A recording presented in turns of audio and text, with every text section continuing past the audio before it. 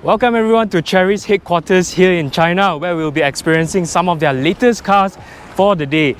We won't have too much time with each of these cars, so let's not waste any more time and get straight to it.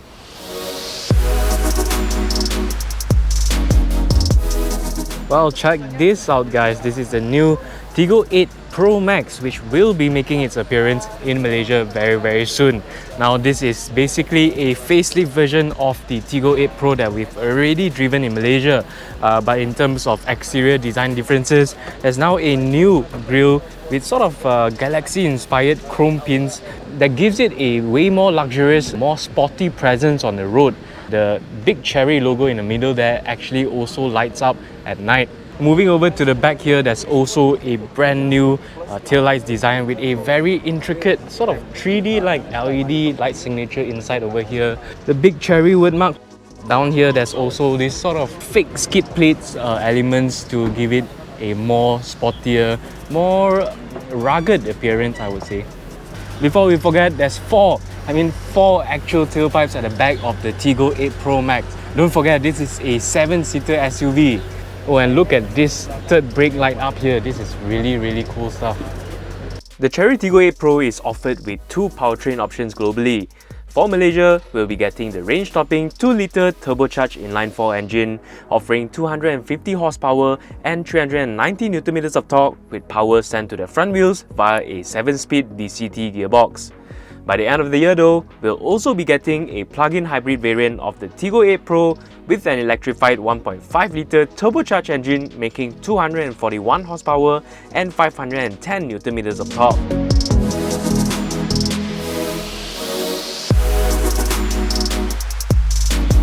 Inside the Tiggo 8 Pro Max here is now gotten a massive makeover to give it a much more premium, much more luxurious look and feel, including the 3-tier sort of dashboard design with a scalloped wooden panel, a brand new flat bottom steering wheel with very nice glossy and knurled finish on all the buttons and knobs, the two massive screens up there, and if you look over there at the side, there's even some touch buttons, if I believe correctly, for all of your warning. Down here on your separate wooden panel is your aircon controls, and they are now touch control, which I'm not a massive fan of, but well, at least it's better than just appearing on screen. There's a new gear lever, new mode switch controllers, volume control over here. At the rear seats, they're still massive for space even though this is a 3-row 7-seater. The seats here feel very comfortable. The leather is super soft. The seats can be adjusted front and back, and there's also reclining function. And check this out, the sunroof is actually massive. It comes all the way back here, nearly on your 3rd row seats. There's even adjustable side supports for the headrest on the front seats. How cool is that?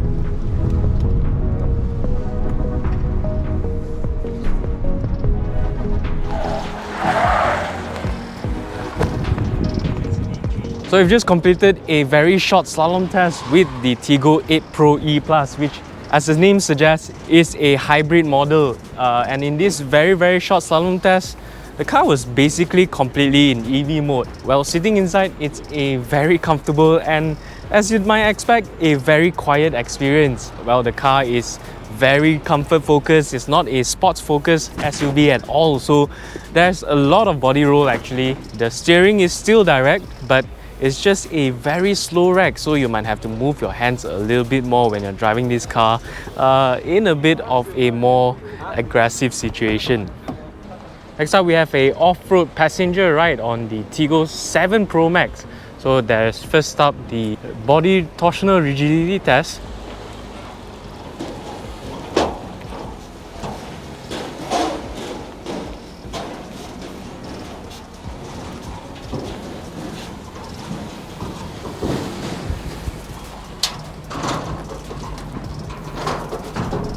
Easy peasy.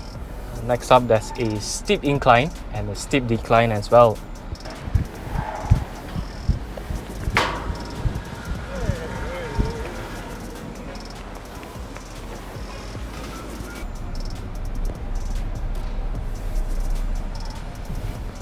Check that out.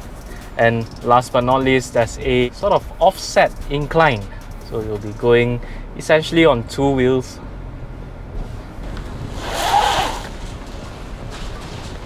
No problems at all. Who said modern SUVs can't do off-road? Now of course this is a all-wheel drive model which we presumably won't be getting, but well, this was essentially a breeze in the park.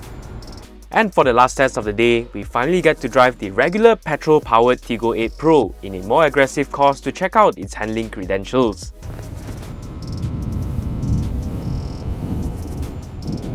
The steering rack is definitely a bit slow, so you have to move your wheel by quite a bit. Figure of 8.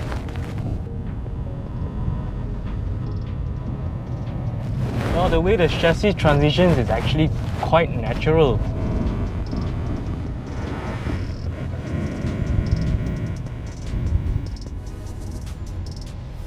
Over here it's an acceleration test, 45, and then a emergency lane change.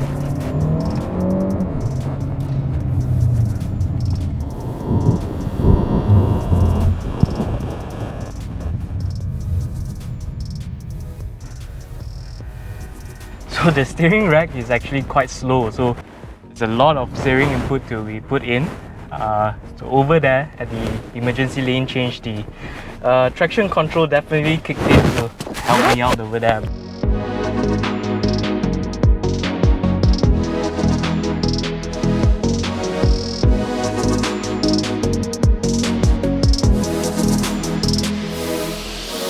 Yesterday we got to drive the Tiggo 8 Pro on a few close course circuits to test out the car in brief.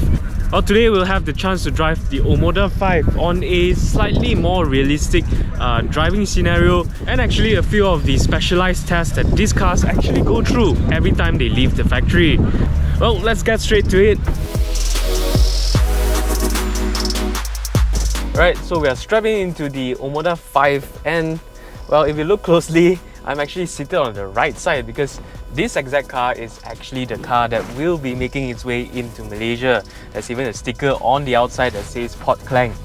Yeah, so all we're going to be doing is a very short test drive around Chery's own test circuit. We'll be testing to see how the suspension performs, how its handling capabilities are like, and at the end of it, we're also going to have a acceleration test. So on the first one, it's going to be something like a elephant step kind of test.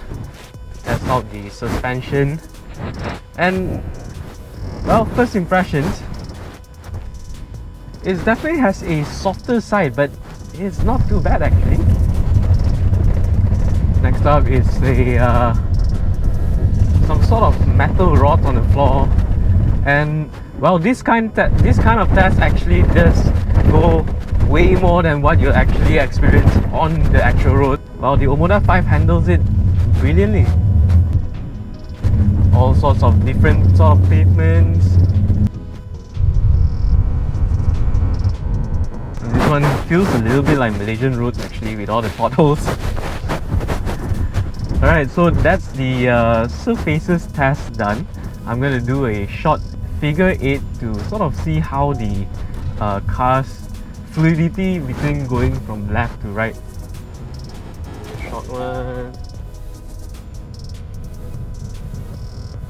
Ooh, the chassis actually feels quite natural in the way that it switches direction. For example, from right to left here. There's quite a bit of body roll, but well, it still feels very natural. The steering is actually quite direct in direction changes. Alright, I think that's enough of torturing my passengers. Let's move on. Alright, the next section is called the Belgian roads. It's basically just small rocks, sort of stone tiles on the floor. Yeah, the steering is actually very light, but it's actually somewhat communicative of what your car is doing.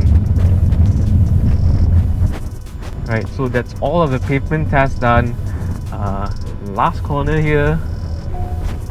Yeah, so the steering rack, as most of the Chery cars that we've tested so far, is actually quite a slow steering rack, so you have to sort of work a bit more on the wheel, but well, the car still handles pretty well.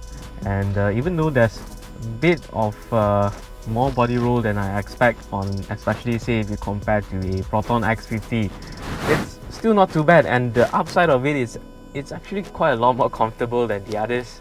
Right, so the last part here is a acceleration test, basically just test out the performance of this car. So this Malaysian specification, for the first part, a 1.5 litre turbocharged engine paired to a CVT gearbox. It's got about 148 horsepower and 230 Newton meters of torque. So let's see how that actually performs. And 3, 2, 1, go! Full throttle. It's actually quite a gentle acceleration. 90, 100, 120 now, so I've got to slow down. It's definitely not the aggressive sort of sporty experience, but maybe a very gentle, very highway cruiser sort of feel. And even the brake pedal does actually have quite a bit of travel to it, and it makes smooth braking quite a bit easier. So there you have it, our very first drive, very first experience with the Chery Omoda 5. And both this car and the Tiggo 8 Pro from yesterday will be making their ways into Malaysia very soon, actually, in about July this year. Pricing for both of them are obviously not out yet, but based on words from the grapevine, this car here is going to start at about 100 to 120,000, while the Tiggo 8 Pro will be somewhere around the regions of 160,000. So at those kind of prices, I think they are both very interesting choices in the Malaysian SUV and crossover landscape. And this car in particular, for the younger generation, well, I think they are going to be very happy based on what we've experienced so far. Are you excited to see these cars on Malaysian roads? Let us know in the comments below. But basically, that's all from us here in China. So this is Woon signing out. I'll see you in the next one.